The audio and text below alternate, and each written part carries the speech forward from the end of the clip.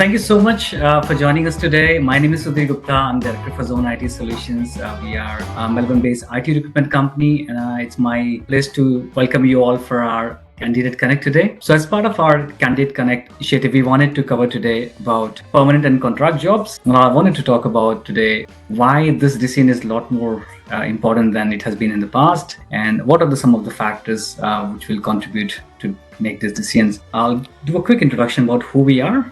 This is what we do as a company. So we close to 180 years of combined experience. We have 130 plus happy clients. We do permanent recruitment services. We provide contract placement services. Of course, we help our clients to also do resource planning. And if they have any specific area of pain, we do help them out. We also run our RPU service for our clients. Straightforward, we do help our clients to do end-to-end, seeing if in whatever capacity they require. These are some of our clients for quick reference for you. In IT industry for long, they are very familiar with this journey. Is there any need for us to touch upon what are the benefits, pros and cons of both of these?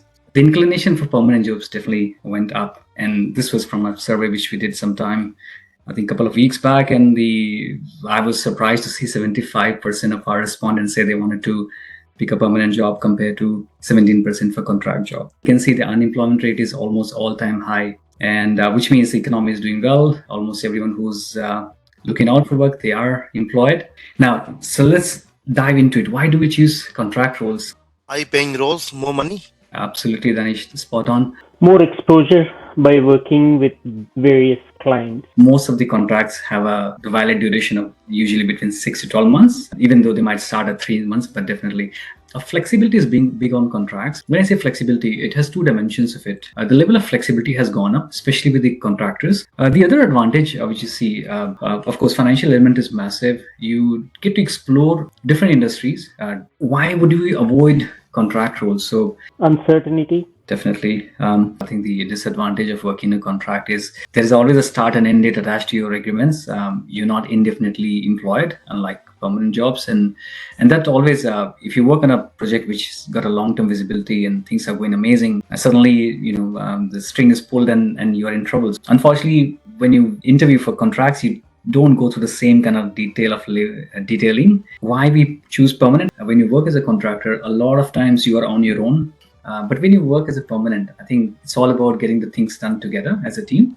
Definitely, there are a lot more perks and benefit when you work as a permanent, because you might have your health insurance, in some cases car leases, in some organizations you have special health and benefits, of course. Put it together, you can see that contractor roles, you get paid and that's about it. Before you start thinking about it, you need to understand how much your skill is in demand, how many roles are open, what kind of professional network you have. Are you someone who's worked for one organization in Australia and you don't know a lot of people who can vouch for you, give you references? What is your risk appetite? Maybe it's a husband and wife and one of you are in a very stable permanent job. Second one would like to maybe be a little bit more adventurous, do contracting, make some good money, pay off that mortgage a little bit sooner, or secure another one, whatever could be your financial goal. Forget about contract permanent. You got to think about what are your motives. Why you want to make a change? You want to leave this current project or organization because you want to learn more, you want to get better financial benefits, but you need to do your calculations very carefully. If you work in a contract roles, you only get paid for the day you are actually billable. There's always an option without feeling the moral obligation to stick around for longer. You could start looking for change because as a contractor, you do feel less morally obligated and attached to this company. I'm not saying it is true for all of us, but again, thumb rule is that you could easily get out and nobody's asked you a question.